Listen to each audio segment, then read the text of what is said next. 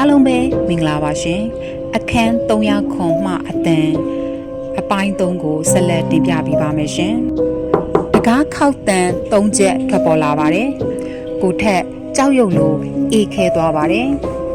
ပထမတော့အခြားဧည့်သည်တယောက်ပဲထင်တာပြီးတော့အခန်းအပြင်ကနေမိမကြီးတယောက်တန်ထွက်ပေါ်လာပါတယ်သားလီတကားဖွင့်ပေးပါ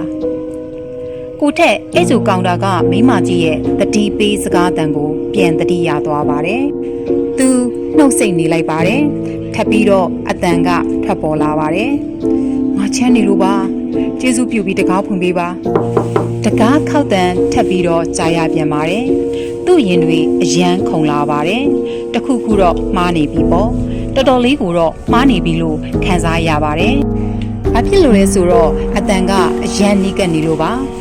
တကားနေရနဲ့ပါဇက်နဲ့ကပ်ပြီးပြောတဲ့အတိုင်းပါပဲ